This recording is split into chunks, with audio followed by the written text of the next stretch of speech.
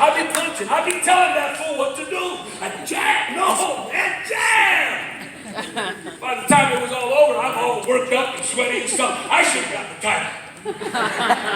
So I'm standing there, running, come get it. And apparently there was this dude in the crowd that didn't appreciate my enthusiasm. He had a beer bottle in his hand. He talked, and it wasn't like, he wasn't like, here, catch this bud's for you. It's an overhand. He's trying to take my head off. He threw the beer bottle at me. I ducked. And I said, well, because see, up to this point, you can't get in it. No matter how excited and enthusiastic, you can't get in it because it's not your business. There's proper protocol. The only way that you throw down is if one of your homies is in it, or if you're allied with somebody, and we weren't. But you see, once that dude threw the beer bottle at me, that was like my invitation. Join us, thank you, man. But you see, at this point, I'm no longer looking at anything else but this dude. The dude that threw the beer bottle at me. That's all I'm looking at, man. It's like, I got tunnel vision, man. Just like this right here. This brother right here. I only have eyes for you. Ooh, Terry, you're done. I went after this dude, and all it took was one punch, man. Pow! One shot, and he's out cold. Put him to sleep. He was done for the night. But the problem was I wasn't. I had a murderous spirit. This dude is down, and I'm so full of rage, I'm stomping his head. I want to kill this fool. I'm having me a good old time. I want to destroy this man's life. I was so into this that I failed to see it until it was too late. Out of the corner of my eye, I seen this dude. Apparently that was his homie, and he didn't appreciate what I was doing to him. And he's running towards me with a big old blade, big old dagger in his hand. I seen him coming, kind of a little late. And you know how we do, right? You know when you're all drunk and high, you think you're dancing out there like Michael Jackson, but you're really looking like a fool. You're in a fight and you think you're Jackie Chan, but you're really barely moving. I seen the dude coming, man. I said, no problem. Oh, good old boy. Everything is slow motion. I know what I want to do, but my feet ain't listening to me. And I remember this dude come up to me, just like this, and stab me in the back.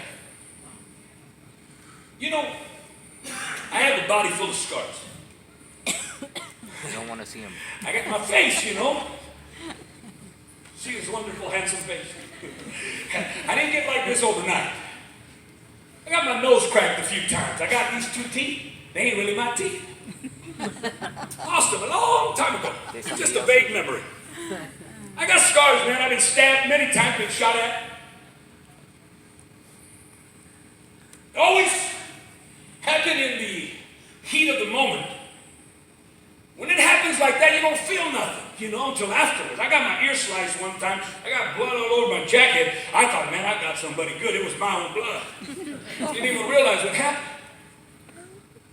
But when this guy stabbed me, I saw it all. I saw it all.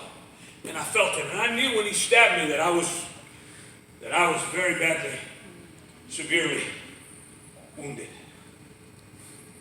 My little brother got stabbed also in the back. We got matching scars. Only mine was a little bit worse than his. At this point, you have to understand what's happening here. Now this thing has exploded into something much bigger. Now all my homies are in it. There's about 100 dudes going, throwing at it, and nobody knows who's who. And I remember at this point, guns are being pulled, and people are falling, and they start shooting. I remember I grabbed my little brother, and I said, man, it's time to get out of this place. And we started running, man. Because I knew that I was wounded. I saw my little brother, and you know, listen, man, blood is thicker than water. That's my little bro. I grabbed my brother. I said, let's get out of here. We ran for probably 7 or 8 blocks. Don't know what transpired back there, really didn't care. We took off trying to save ourselves, and Finally, after 7 or 8 blocks, I just collapsed, man. I couldn't even get up. I'm down on all fours. I'm in a puddle of blood. I get sick. I start throwing up. Nasty. And here I am, probably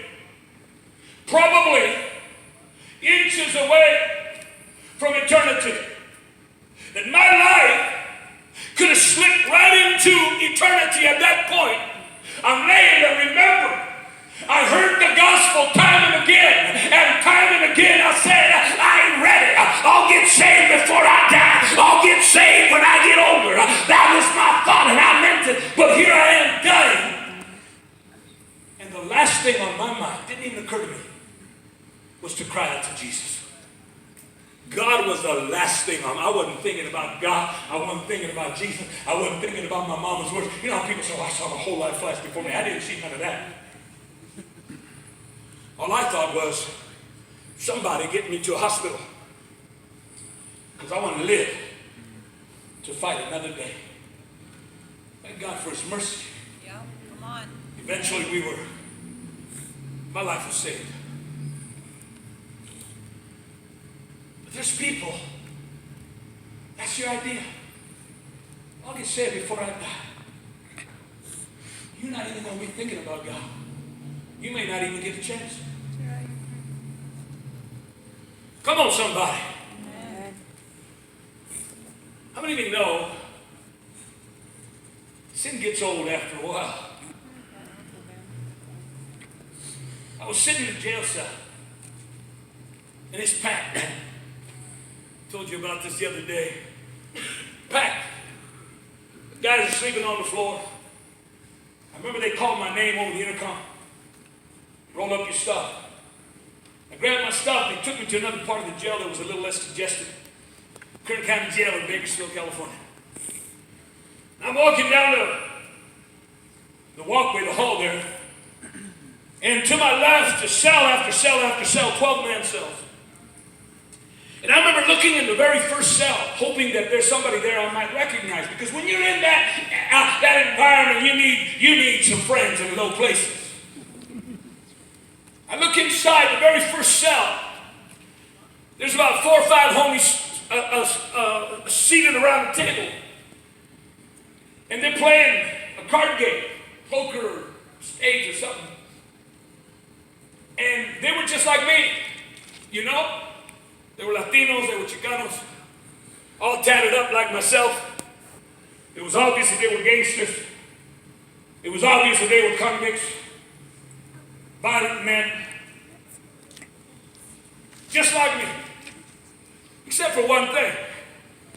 I was barely in my 20s, and these dudes were like in their 50s, maybe even 60 years old. And I remember looking in there and thinking to myself, my God, is that me? 20, 30, 40 years from now?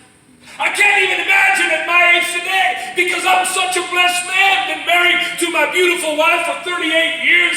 We have 6 children, 7 grandchildren, another one on the way. All my kids are saved. All of them are in ministry. All of them are serving God. I have a wonderful church back in Utah. I have the opportunity to travel the world and preach the gospel. It's amazing to me what God has done with this gangster. And yet, here I am thinking, my God.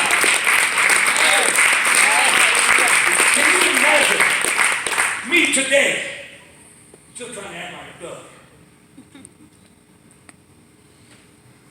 Something just don't ring right about it. I mean, I think back on many of my homeboys. You know, the majority of my homeboys that were in the gang or that I used to run with are either dead or in prison for the rest of their lives.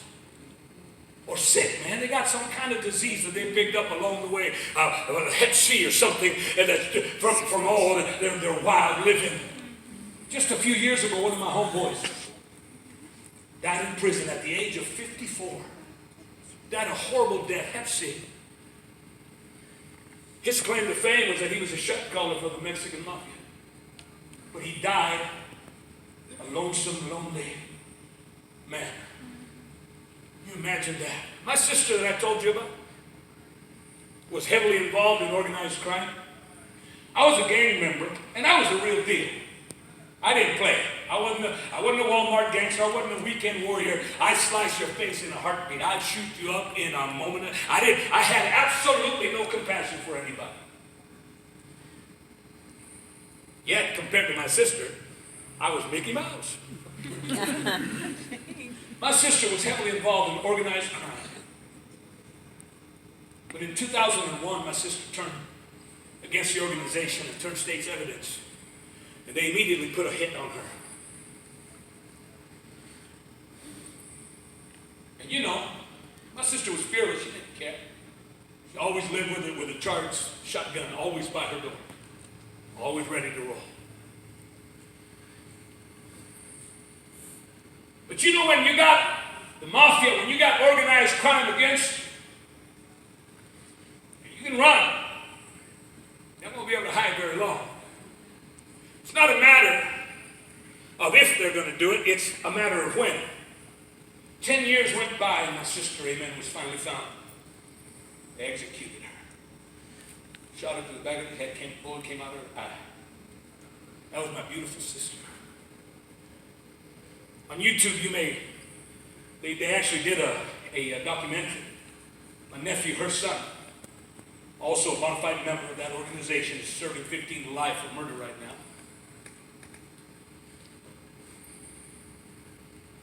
It's called the Nuestra Familia, Northern California. They actually have a documentary.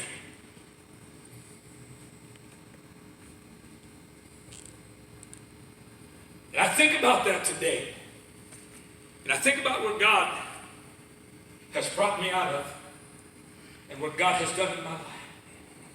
But I remember watching these guys and thinking, my goodness, that can't be me. And I made a decision at that point that I really needed to change. You know, you don't have to be a genius to come to that conclusion.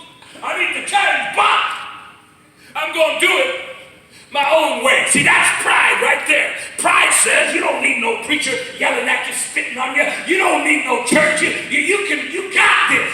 That's pride. Yeah. That's what I did. I got out. First thing I did was get out of Dodge, man. I moved out of town. Because, you know, that's what we think, right? We think, man, if I could just get out of Amarillo, if I could just get out of this dead-end job, if I could just get out of this marriage, if I could just, man, and that's what I thought. I just need to get out of town. I moved away, hundreds of miles away to a little town called Blythe, California. But you see the problem, because you can move. You can get out of Amarillo, you can move to Australia, the other side of the world. See, the problem is not the city you live in. The problem is the sin that lives in you. And that's going to go with you wherever you go. Because, you know, that's a powerful revelation, isn't it? Because you go where you go. When I got to Blythe, guess who was there waiting for me? Me. Because you can't get rid of yourself, and you're the problem. It ain't your city. It ain't the gang. It ain't the homeboys. It ain't this. It ain't that. It ain't the other. It's you. I'm trying to change. I'm trying to get away. So I move away hundreds of miles only to find, amen, that I took myself with me, and that was the real problem. But I'm trying, man. I really did. Wanted to change. And I tried. But the Bible says, interesting scripture in Jeremiah, it says, can the leopard change his spots? Or the Ethiopian his skin? So you who are accustomed to do evil, can you change? He asked the question. He's saying, by asking that question, he's saying there's some things that can't change. A leopard can't change his spots. A black man can't change his skin color. There's some things that cannot change. The heart of man, without the blood of Jesus, can never change. You can do AA, you can do NA, you can do programs, 12 steps, you can do rehab, you can do anger management, you can do this, that, and the other. Oh, come on, somebody. But without the blood of Jesus, we get worse because sin, beloved, is aggressive and progressive, and it only gets worse and worse and worse. I found that that the more I did it my way, the more perverted I became, the more twisted I became. I moved to Blythe. Got out of town. I even changed clothes that I was wearing. Went from a lowrider to a pickup truck. Texas. Amen.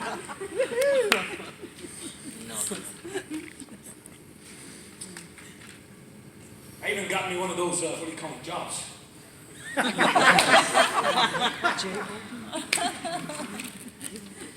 And I met my beautiful wife in Blythe, California. And I remember when I first saw her, man. Big old beautiful brown eyes. Woo, come on, somebody. Felt my heart.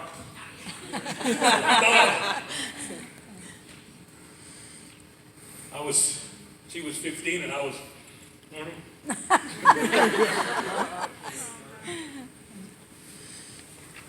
I was head over heels, man. You know, because girls can do that to you, right? A pretty girl can change you a little bit. Come on, guys. Can I get a witness? Come on, man. You get no help tonight. Right? I mean, I meet my wife. She's beautiful, and she likes me. Of course, she don't know me. But I mean, you know, it changes you, right? I mean, one day I'm doing drive-bys, the next day I'm bowling with my wife. Right? Come on, now. I don't know what you're talking about, Richard. You know what I'm talking about. But the problem with that kind of change is that it's only temporary. Right. It doesn't last, man.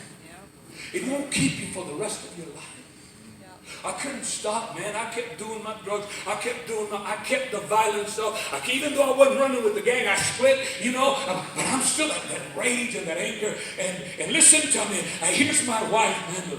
The greatest thing that ever happened to me outside of Jesus.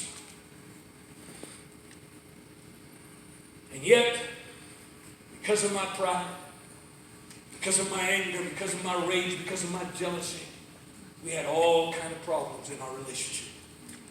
I was abusive. Physically, I would beat her. Verbally, emotionally. I would accuse her of the very things that I was guilty of.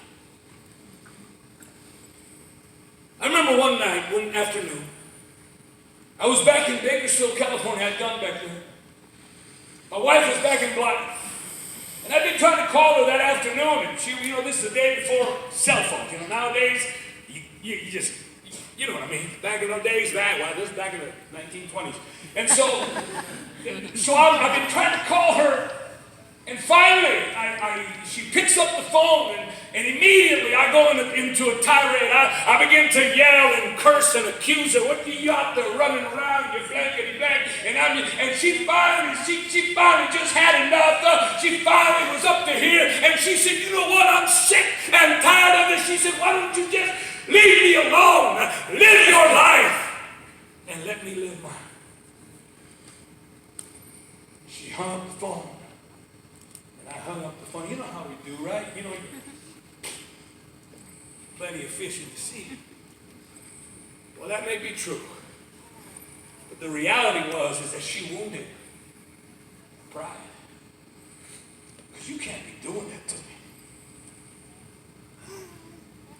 It's that old double standard. See, I can burn you. I can do you like that. But you can't. You do me like that, and it's over. Yeah. And I remember thinking to myself, okay, but if I can't have her, nobody else will. And as the Lord is my witness, that same afternoon, I get with one of my homeboys, and I said, let's take a drive. And we drove all night from Bakersfield, California, to Blythe. Wasted. We were loaded. We stopped in L.A. to pick up street pharmaceuticals. Got to Blythe around 6 or 7 in the morning the next day. And I remember we drove into a motel. My buddy went straight to sleep because we'd been up all night. I get on the phone and I call my wife. And I say to her, I'm here, I'm back, I'm in town. She was not expecting it because I was in Bakersfield. I said, I'm in town. I said, we need to talk. And she's like, all right, well, let's talk. So I said, I'm going to go get you. So I get in the car, and I drive over, and she steps out, gets in the car, and she's thinking, I don't know what she's thinking, probably wasn't thinking, but maybe I'm thinking, she's thinking that we're going to talk. That we're going to try to work this out, and maybe I'm going to apologize to her, and maybe, we're going to try to work out our relationship and make life work. But you see, I wasn't there to talk. I had a 38 special underneath my seat, and I started driving blindness right by the Arizona-California line into the desert. I'm driving out there into a kind of isolated highway. I got the gun underneath my seat. Everything inside of me is yelling, crying out, telling me, you've got to kill this girl. And that was my intention. I'm going to take her to the desert, and I'm going to shoot. I'm going to pump her full of lead. And I'm telling you, man, all the years of violence and anger and rage was about to explode. But God intervened yet once again by way of the Arizona Highway Patrol. That's right, I got busted. And God moved. Of course, back then I didn't think it was God. I went to jail. When I got out of that, for some strange reason, my wife, she stuck with me. Because I was smooth, baby. I asked her a few years ago, I said, why did you stay with me? And you know what she said to me? She said I was crazy. She said I was crazy. I said, I put a spin on it, like what, you were crazy about me. She said, to my credit, well, partly, but mostly, I was just crazy. But I'm glad she was. She stuck with me. And things started working out. You know how life does sometimes, right? It's a little better. We had our first son. And I'm working. Got a place, 2 cars. Things are looking all right. But you see, listen to me.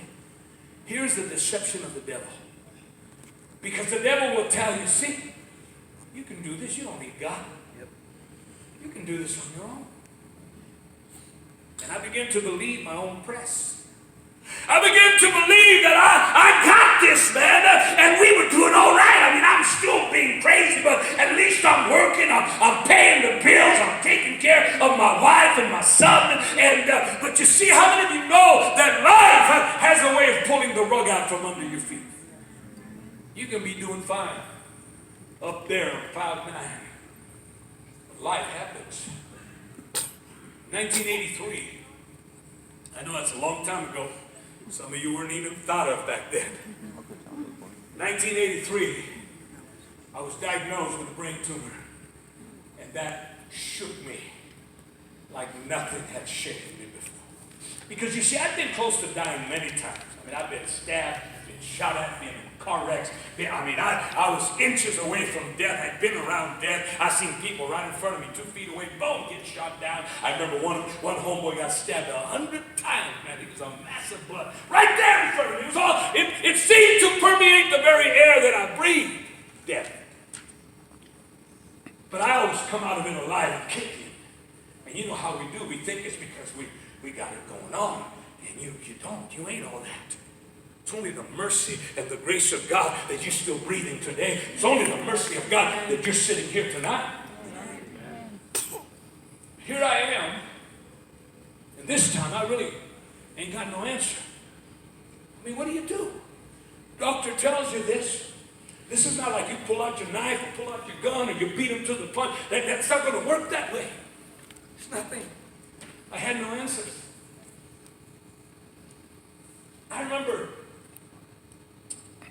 walking outside the doctor's office, And at first, I'll be honest, man, I'm scared because I know, man, that I ain't ready. I know that I'm living in sin. I know I've heard the gospel enough to know that if I die today, I'm going straight to a devil's hell. And then that fear quickly turned into anger. I began to shake my fist at God because you know how we do, right? We got to blame somebody, and I began to blame God. I said, God, how dare you do this to me? I'm a young man. I've got a wife. I've got a son. I've got my whole future ahead of me. How dare you?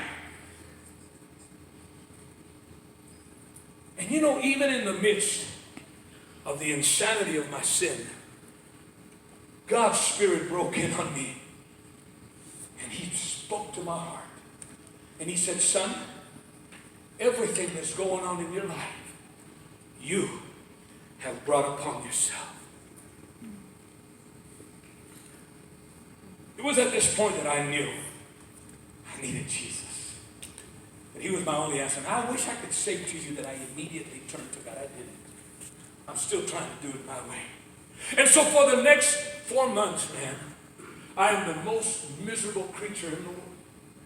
Because every morning I wake up thinking, this is your last day on earth. When I went to bed at night, the last thought on my mind was, you're not going to wake up to see another morning. And so what I began to do, like never before, I gave myself to my addiction. I gave myself to my drugs, to my booze, because I didn't want to have a single sober moment. I didn't want to face reality. I didn't want to face the reality of my life and the fact that I had no answers. January 14, 1984, just a few months later, I'm with one of my friends. We're getting loaded. We've been getting high all day. We ran out of stuff, so we're going to go score some more. We're walking across the street, and I saw this car, 1969 Buick Riviera, big old boats, a low rider. I seen it about a block away, rolling my way, and they're honking at us, at me. And it was a guy that I knew. I knew him on the streets as a heroin addict. His wife was one of my wife's best friends. They had gone to school together. They were crazy. But they'd gotten saved in some crazy little church called the Potter's House. Yeah. And they've been reaching out to us. They've been trying to witness to us, inviting us to church. And I seen the car from a distance. I heard the honking horn. And I'm thinking, I need to get away. But again, I was too slow. They rolled up on me and did a drive-by. I remember they rolled up, man. They drove up right where I was. And she did all the talking. Her name was, we called her Maggie. Maggie says, Ricky, come here. So I said, man. So I stumbled over there, Hey, what's going on? And hey, we're having tomorrow, Sunday. This was a Saturday. She says, tomorrow, we're showing a movie tomorrow night at the church. Why don't you come, bring your family? And I agreed. I agreed. But not because all of a sudden I got inspired. I just wanted them to leave me alone. And I said, yeah, I'll be there. What, 7 o'clock? Come, sharp. Save me a seat. Keep it warm for me. But you know what's interesting? The next morning, Sunday morning, I wake up, my wife and I are still in bed, and I couldn't hardly remember anything from the previous day. But one thing I couldn't shake was that invitation. Yes. Isn't that amazing? I couldn't get that out of my head. I look over at my wife and I said, hey, I saw. Their names are Bethel and Margaret. I want you to know it. I said to my wife, I saw Bethel and Margaret last night. They invited us to church to show some kind of movie. I said, you want to go? And my wife was like, yes, we're going. Anything. My wife was desperate. Somehow, I managed to stay sober the rest of the day. And that night, I'm trying to get out of going, man. My wife says, you promised that we were going. My wife told me that. I said, all right. I always broke my promises. This one time I didn't. We showed up to church, and I remember some little church, little building is packed. But I always, whenever I went to church, like, when somebody got married or buried, I would always sit in the very last row. They call it backslider row. And I sat there because, it was like, how many of you heard of In-N-Out burgers? Yeah. Woo. California. Yeah. Come on. I was like in and out. I just want to get in and get out as quick as possible. Stay as close to the exit as possible, because you know how the Potter House people are, right? They're going to mob you. Come on. It's true. I'm sitting in the back on the corner, man. I always sat like this, ready to go.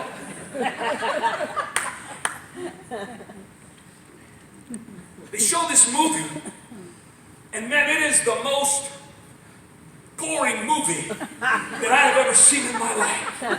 I'm sitting there watching this thinking, Mom, goodness, man, I wasted my Sunday night. But when the movie was over, because it wasn't over, because it ain't over till it's over. And it ain't over till God says it's over. And after the movie was done, this young guy, white dude, white dude, to me it was like,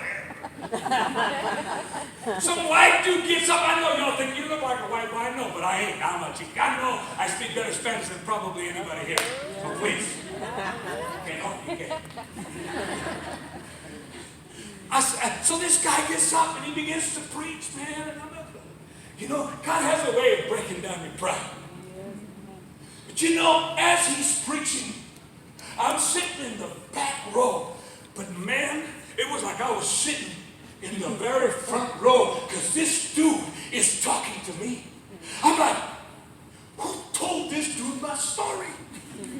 He's preaching to me everything he's saying. He's talking to me. I'm sitting back there and he's preaching, man. And every word he's speaking is penetrating my heart. And when he was done preaching, he said, if you are sick and tired of being sick and tired, would you raise your hand? Oh, friend, I raised both of my hands. I said, that's me.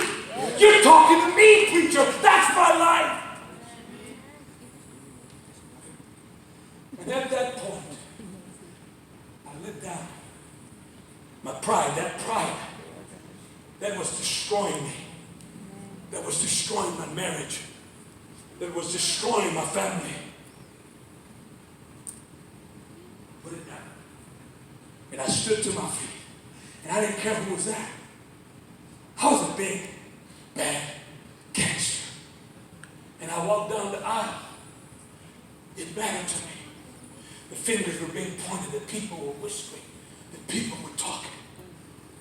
I went to the altar, and I bowed my knee at the altar, and another little white dude with blonde curly hair came and prayed with me.